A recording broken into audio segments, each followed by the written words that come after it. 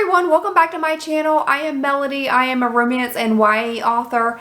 And last week I did a video on what I would have done differently if I was self-publishing my book again. My book, One Big Mess. I published this back in June and I would have done some things differently if I was self-publishing again. But you know, you do things, you learn things, you make mistakes, you learn from those mistakes, and not everything went bad with this launch, but there were some things that I would have done differently. So you can watch that video. I'll put the link up there if you want to check it out. But this is a video about draft-to-digital print and should you do draft-to-digital print. So I'm going to tell you what my experience was with draft-to-digital print, and you can decide if it's right for you. Now, this is not going to be a comparison of which is better, Amazon KDP or Ingram Spark. This is not going to be one of those videos because I don't have experience with Ingram Spark, and the only experience I have with Amazon KDP is with my ebooks. So this is not going to be a comparison video, but I'm just going to tell you what my experience has been for draft-to-digital. So draft-to-digital started out by doing ebooks only, and a few years ago they introduced their print beta, which they are actually still in beta. So if you want to try draft-to-digital print, what you're going to have to do is you're going to have to go to their site and you're going to have to get on the waiting list. So what I did was I signed up for the print beta list several months before I was ready to publish, and I can't remember now how long that took. I want to say it maybe took a month or two. So I may have said how long it took in one of my other videos. I don't remember. But I knew I was on the list way ahead of time. And so when I was ready to publish, I was good to go. So first things first, get on the beta list. Now, one of the things that I really loved about draft-to-digital was that after I did my ebook on draft-to-digital, it was so easy to just transfer that book to do a paperback option. And I'm not going to be able to explain it as well as they can. What I would suggest you do if you want to learn more about draft-to-digital print is go to their YouTube channel, and they have these tutorial videos that you can watch, and it shows you the whole process of doing an ebook and then doing a paperback, and they just explain it way better than I could. But what my experience was after I watched those tutorial videos and I was like, hey, this is pretty easy. So I did my ebook, and then from there I was just able to transfer everything to the paperback.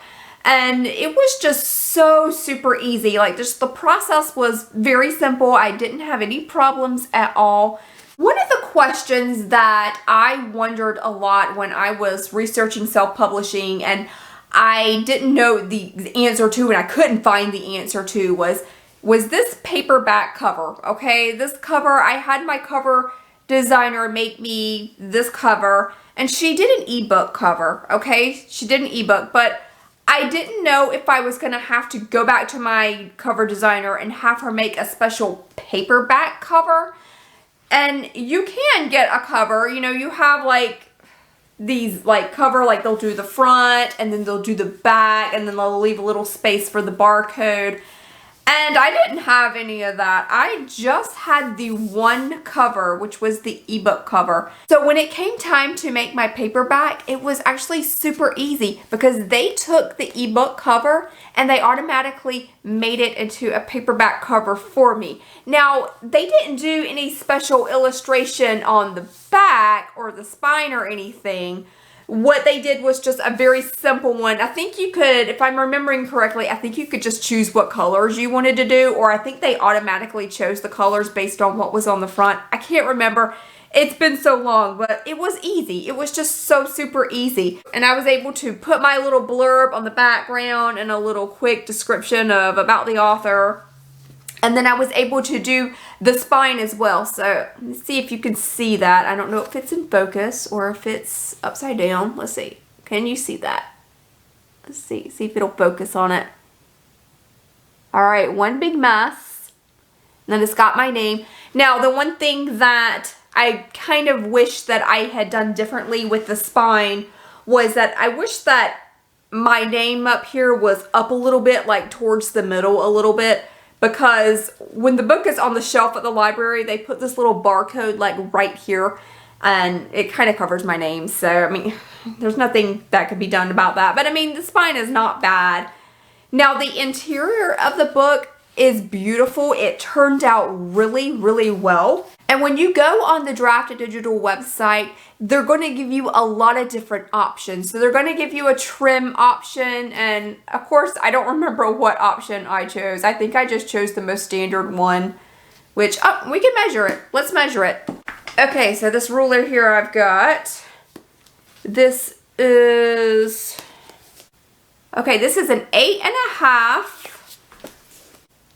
by 5.5. So I did the 8.5 by the 5.5 is what I did. Now the pages are cream color. I would suggest if you're trying to figure out if you want to do cream pages versus white pages, I personally would go with cream because cream is like a really just soft, it's just easy on the eyes. And if you open most books will have the cream colored pages. That's what I'm used to. Now, most of the time when I'm reading nonfiction books is where I see a lot of the white pages. And the white pages is kind of like the same as copy paper. Like if you print something on copy paper and it's that bright white and the bold letters of the ink, that's white. So I would definitely go with cream, especially if you're doing fiction. Maybe you'll want to consider doing the white pages if you do nonfiction, but I just think the cream is beautiful and it's easier on my eyes. I think the white pages, it's a little harder to read. It's just kind of, it's hard on my eyes. I mean, I'll read it if I really want to read the book, but I just prefer the cream pages. Now, they also give you the option of doing a matte cover or a glossy cover. I went with the matte, and I can't really show you in the video, but the cover feels really soft. It really kind of feels good to hold. The glossy cover is kind of self-explanatory. It's glossy, but I did not want to do the glossy cover because I heard that if you're trying to take a picture of a book and it's got a glossy photo, it's a little hard to get a good picture of it because you're going to have that glare, that reflection of the light. So I just didn't want that because I knew I was going to take a lot of pictures of my book and I didn't want that glare in it, so I went with the matte. And also, because I was doing a young adult book, I had read some article online about how they were doing this little test and they were testing to see if the teenagers preferred the matte covers versus the glossy covers, and overwhelmingly they like the matte covers the best. So that was part of the reason why I decided to go with the matte cover. But yeah, I think the matte cover looks beautiful. So the quality of the print book is definitely really, really good. Now, I have never done a print book with Amazon and I've never done one with Ingram Spark, so I don't have anything to compare it to. But just looking at this alone, it's a beautiful book. So I was very impressed with the quality of this. And with DRAFT2DIGITAL, they made it so super easy to make my ebook into a print book. So it's really very user-friendly. I would just definitely suggest you go and find their YouTube tutorial videos, and it just walks you through the whole process. Super easy. Now, why would you not want to do DRAFT2DIGITAL print? Well, if you watched my video last week, I talked a little bit about the issues I had with Amazon and when DRAFT2DIGITAL distributed to Amazon and how Amazon was just kind of being, you know, kind of a jerk and didn't really want to sell this book. So I'm not going to go into all that. You can watch my video that I did last week. So DRAFT2DIGITAL, they distribute to Amazon and they distribute through Ingram. Now, that is the key right there, Ingram. Ingram is going to get you into libraries and it's going to get you into bookstores. Because why is that?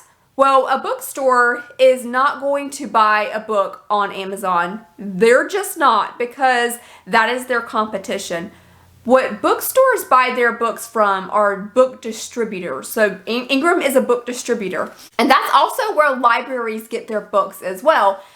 Now, coming from a library perspective, I work in a library. I will tell you this, libraries do, like our library at least, we do buy books from Amazon, but generally we only buy books on Amazon when we're just trying to replace a copy and we don't have that book available at any of our other vendors, or if we can get a cheaper price on Amazon.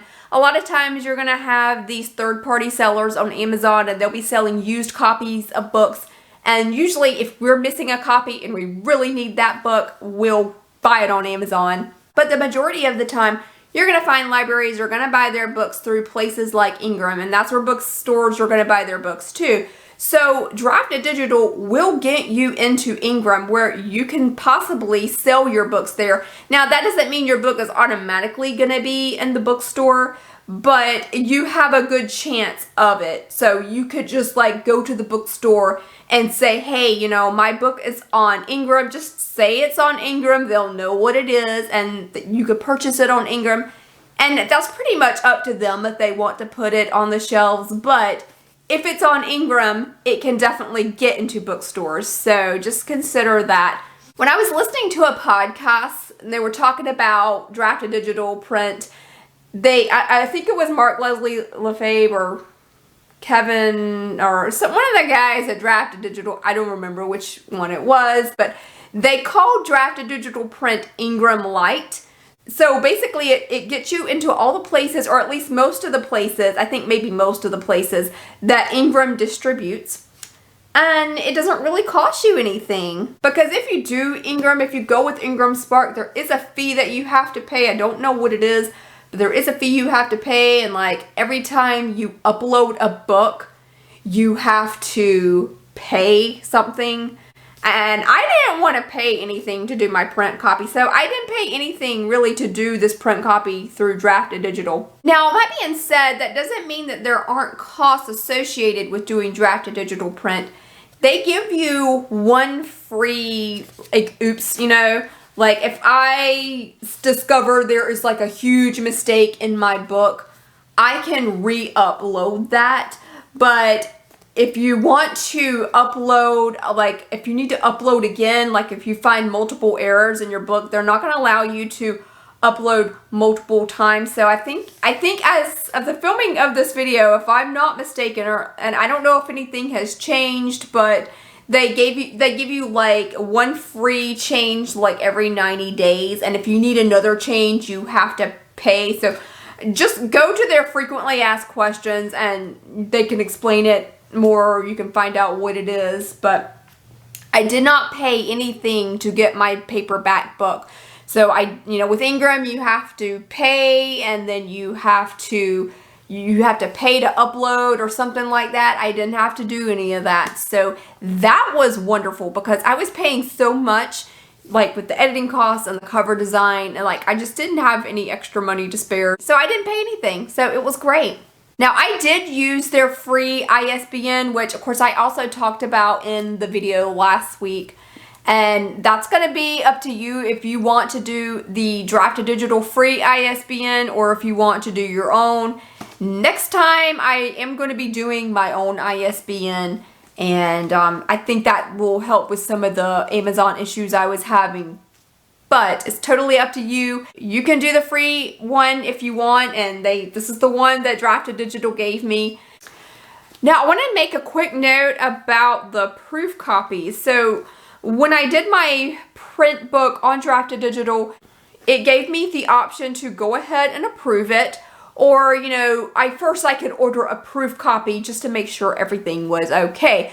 So I did, of course, order the proof copy because there's no way I was going to approve it if I couldn't see it first. And when I got the proof copy, which this is actually what they sent me for the proof copy, and I don't really think this is a real proof copy because I got the ISBN number is on the back, and I don't think the ISBN is supposed to be on the proof copies. But this is what they sent me, and there's no like ugly bar or anything like I hear is on the Amazon proof copies. Now, the downside about this proof copy or author copy, whatever this is that they sent me, is that it was $30, which I think is pretty pricey, but they charge it $30 because it gets you expedited shipping through Ingram. But I had to wait like a month before I got this book in my hands. So thank God, like my book release date was way out in the future and I got this in time. But the reason why it was delayed, I'm understanding that's not the normal process. It was delayed because of COVID. You know, everything is just COVID's fault. You know, this whole thing is COVID's fault. And that was why. But I do think it's still $30 to get your initial proof copy, which I don't think it's that expensive on the Amazon copies.